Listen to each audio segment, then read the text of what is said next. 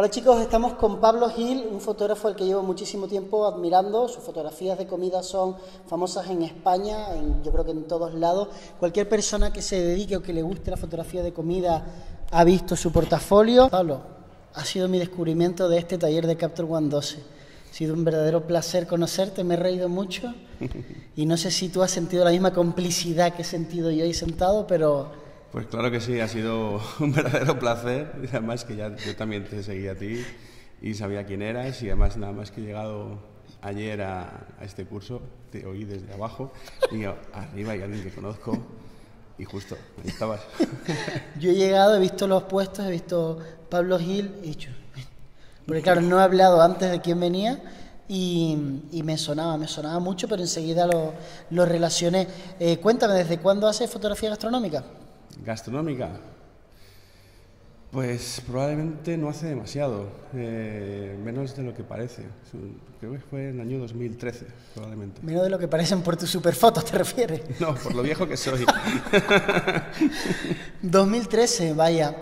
Todavía no había llegado el boom de las fotografías de comida en Instagram, ¿no? En esa época. No. Todavía se hacían fotografías de comida decentes, la gente se lo tomaba en serio. Bueno, generalmente la fotografía que más abundaba bueno, pues hasta hace poco siempre han sido las publicaciones de libros. Exacto. Que son quizá las mejores, y fotos, pues bueno, para páginas web que sí que están más trabajadas. El mundo Instagram hay de todo, ¿eh? O sea, hay fotos muy buenas, muy trabajadas, con unos atrezos fantásticos, con un diseño detrás, y mucho pensamiento. Y luego hay, como siempre, cosas que no... Pero quizás el formato de haber empezado disparando nada más que de móvil, porque al principio solo se podía subir fotografía hecha con la cámara del móvil, implicó que al tener una profundidad de campo absoluta con el móvil, predominaran los planos cenitales, ¿no?, de comida. Y como yo lo que veo mucho en Instagram es plano receta, plano cenital, continuamente. Hay muchas cuentas que tú ves el feed y es absolutamente plano cenital. Sí, yo creo que hay dos tendencias de lo que es Instagram.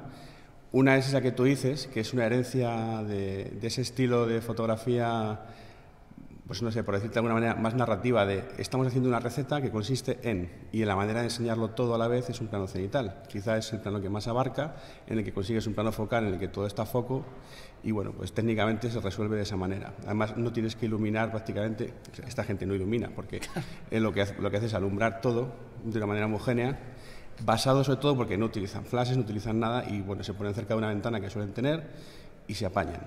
Entonces, pero esto yo lo veo más como una foto de, bueno, pues cuento esta receta, esto es lo que se hace y ya está. Pero hay muchos recursos que se pueden utilizar. Hay otro estilo que también se está poniendo muy de moda ahora, basado sobre todo en hacer props, hacer estilismos, incluso hechos por ellos mismos. Manufacturados. Sí, fondos, cajas de madera, yendo también recurriendo sobre todo a la vieja escuela de pues, adornos del campo de cuando éramos pequeños o de nuestros padres y abuelos, ¿no?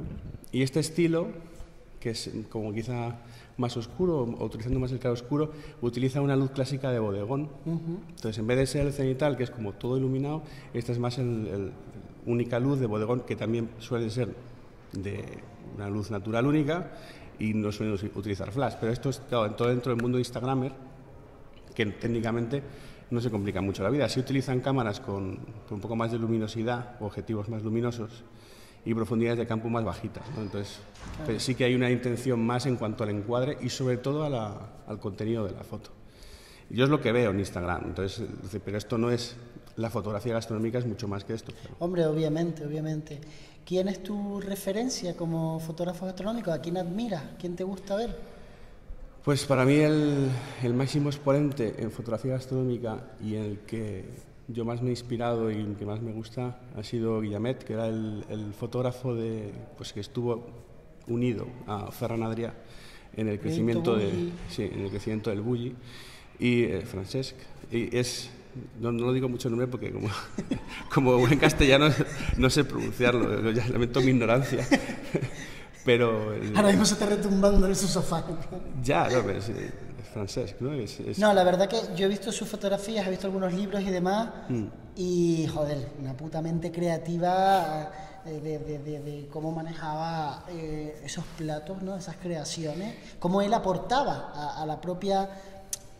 porque al final las personas que han visto la comida y la propuesta que hizo Bulli en persona son mucho menos que las que los vieron a través de la fotografía, con lo cual el mito que se creó, que se lo ha merecido, por supuesto, no digo yo que no, nace de enseñar fotografía y de enseñar material audiovisual. Entonces es súper importante en realidad para alguien que pretende darse a conocer y decir, oye, aquí estoy yo y esto es lo que hago, contar con un buen fotógrafo al lado para plasmar eso, ¿verdad? Sí, es muy importante y además yo creo que este fotógrafo lo hizo súper bien y crecieron juntos. O sea, yo creo que fueron, pues sí, si Ferran Adrià fue uno de los mejores chefs de la historia de la cocina, pues obviamente Guillamet ha sido uno de los mejores fotógrafos gastronómicos que ha podido haber. Y yo creo que esto va muy unido, ¿no? O sea, no solo por la exploración en cuanto a iluminación que pudo hacer él, que es fantástica porque yo creo que aporta un sentimiento muy teatral y muy mediterráneo, ¿no? Muy en el carácter de lo que somos nosotros, y dándole una intención mucho más allá del mero hecho de enseñar el plato, sino cómo puedo yo aportar más a esta obra ya, que es una obra maestra, claro, de este chef, porque ¿cómo es tu respuesta ante un plato que ya es una obra magistral? Y yo siempre me planteo esto y digo, es que cuando he hecho alguna foto de algún chef que tiene estrellas Michelin, etcétera, o incluso que no, pero que hacen maravillas, mi único trabajo aquí es no estropearlo. Entonces, digo, una vez resuelto cómo no estropearlo, que bueno, pues casi siempre consigo no estropearlo, y digo, voy a intentar mejorarlo. Y bueno, ese es el trabajo. En cambio, cuando tienes un plato que es pues un poquito más complicado, que no es tan bello, pues intentas darle ese punto. ¿Cómo gestionas el tema de los tiempos tan limitados que muchas veces tenemos para fotografiar según qué platos, por la decadencia que sufre la propia comida, ¿no? ¿Cómo gestionas eso? ¿Preparas el esquema antes en casa o llegas allí y lo haces con lo típico con ya todo colocado pero sin poner el plato? ¿Cómo lo haces? Depende de cómo sea la sesión o el plato en concreto. A veces sesiones que se dividen en platos con atrezo, platos sin atrezo, platos que van solos, platos que van sin menaje y van simplemente sobre metacrilato. Depende un poco de cómo vaya a ser. Si te pongo un ejemplo, si pongo un plato que va a ir atrezado, con una decoración, obviamente se hace con un proxy o con un plato que no es el plato, y colocas todo, y cuando tienes todo ya en una armonía y está funcionando, pues pones el de verdad.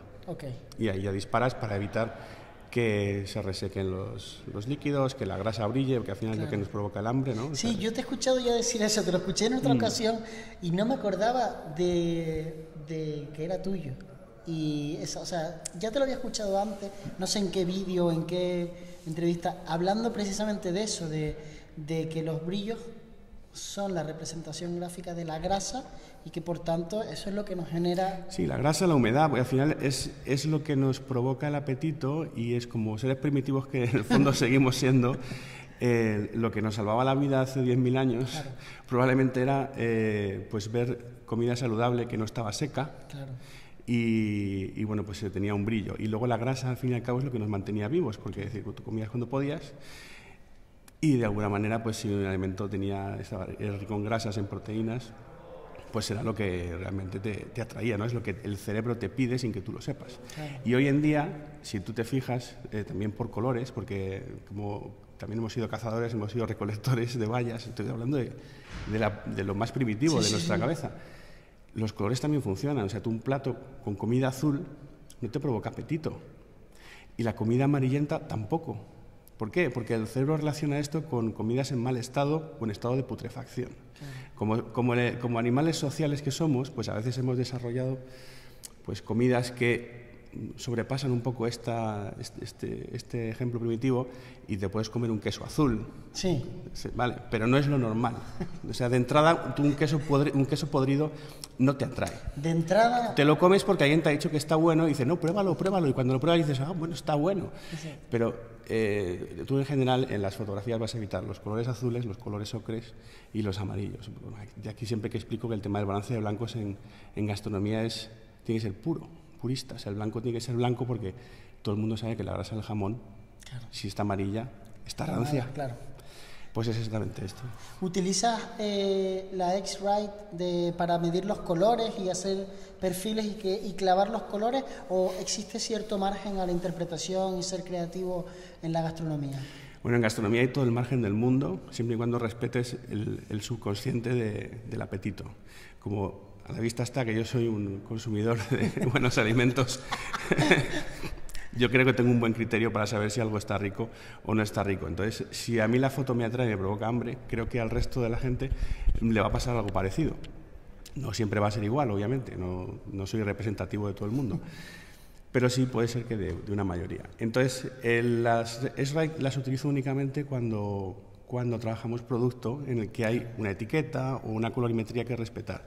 En comida en general no va a hacer falta, si solo hay comida. Vale. Si hay marca, sí, pero generalmente sí. ¿Haces también bastante producto? Hago bastante producto, aunque sobre todo comida, pero hago también producto. ¿Y con qué equipo estás trabajando de iluminación? Profoto.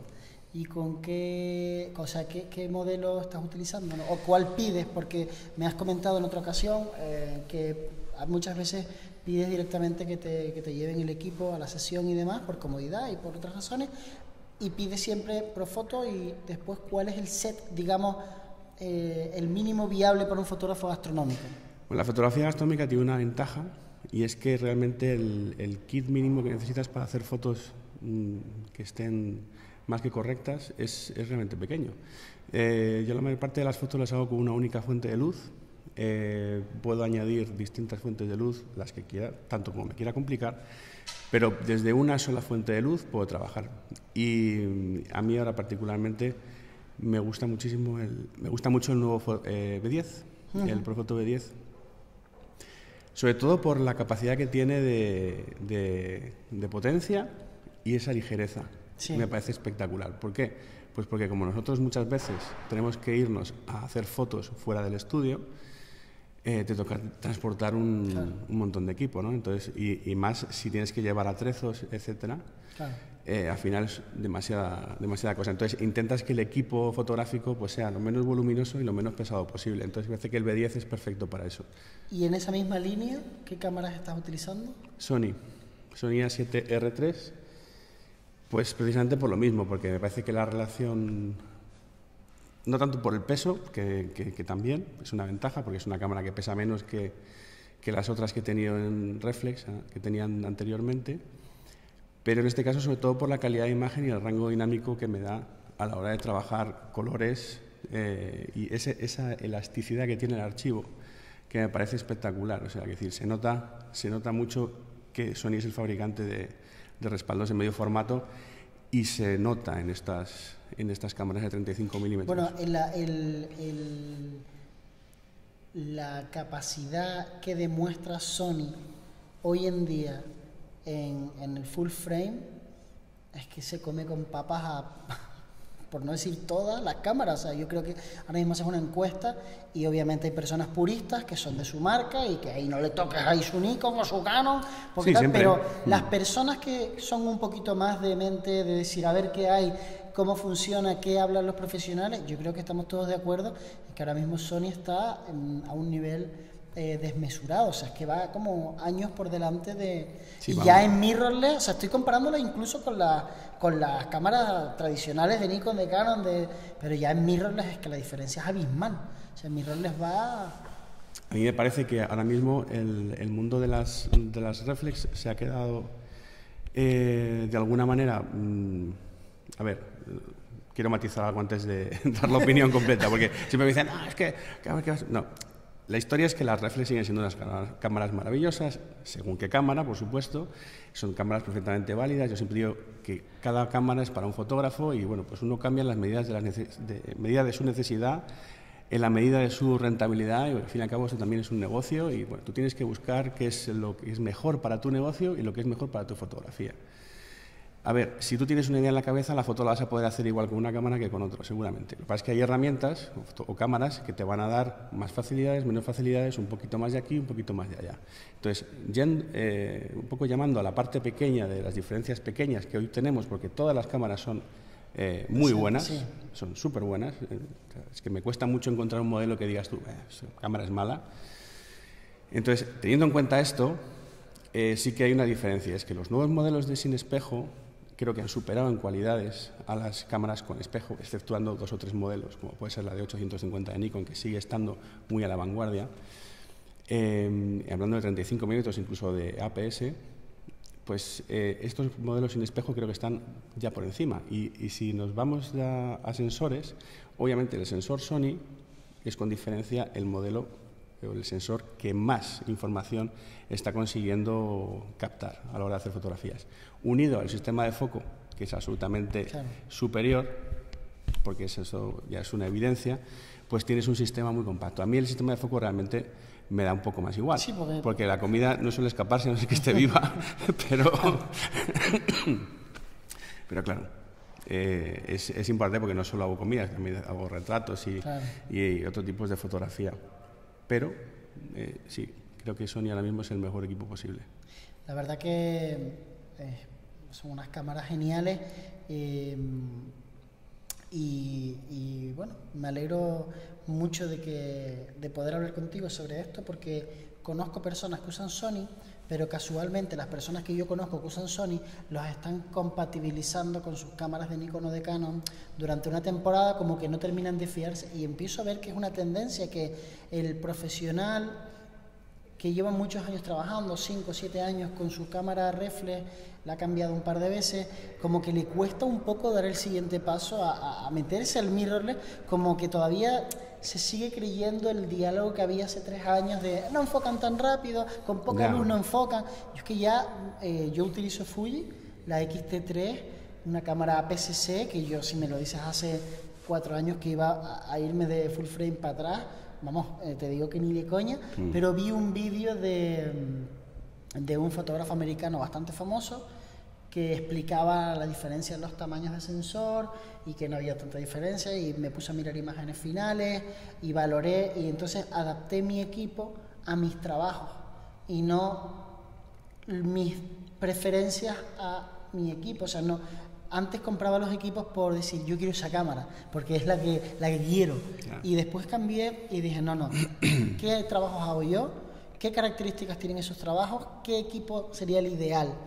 Hice mi tablita Excel, valoré, miré precios, miré rentabilidad y dije Fujifilm ahora mismo es lo que me entra en los planes. Se me cae una Fujifilm al suelo, se me rompe mañana el cuerpo y una lente, y pasado la tengo de nuevo, porque no es cara la cámara, porque me da mucho y me quita muy poco.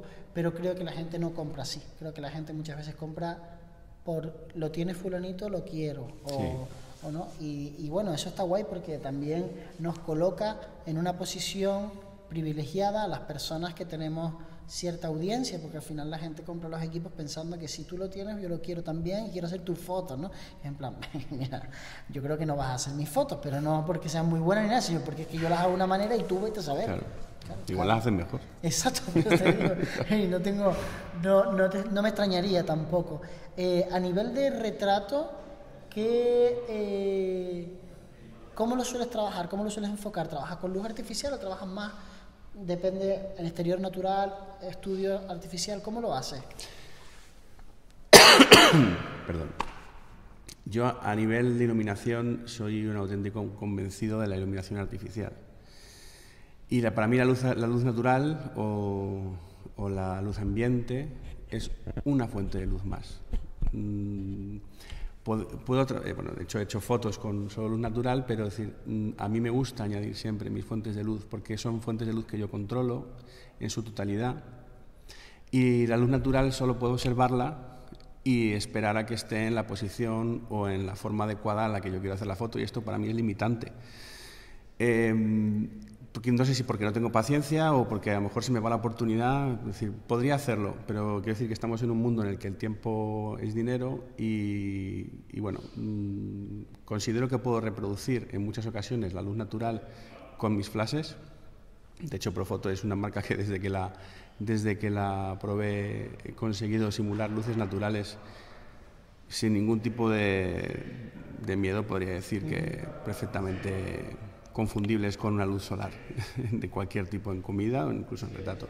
Y en retrato me gusta mucho trabajar iluminaciones complejas. He trabajado desde una sola luz porque es decir, me encanta trabajar con una sola luz, me parece también un reto. Sí. Muchas veces menos es más, pero también me gusta meterme en sistemas complejos. Por ejemplo, hace poco hice un taller del estilo Harcourt, el estudio Harcourt de París, que hace unos retratos muy conocidos de gente famosa relacionados con el mundo del cine, etcétera. Y se basa en un sistema de iluminación con 5, 6, 7, 8 puntos de luz. El estudio lo hacía generalmente con luces Fresnel y se trata de una técnica de iluminación sin ventanas, ¿no? Se trata de quitar sombras con otras luces, como se hacía en la antigua época, ¿no? Quizá ahora es muy sencillo poner una ventana grande, luz suave y tal. Bueno, pues sí, la piel queda perfecto, todo queda perfecto, no hay sombras.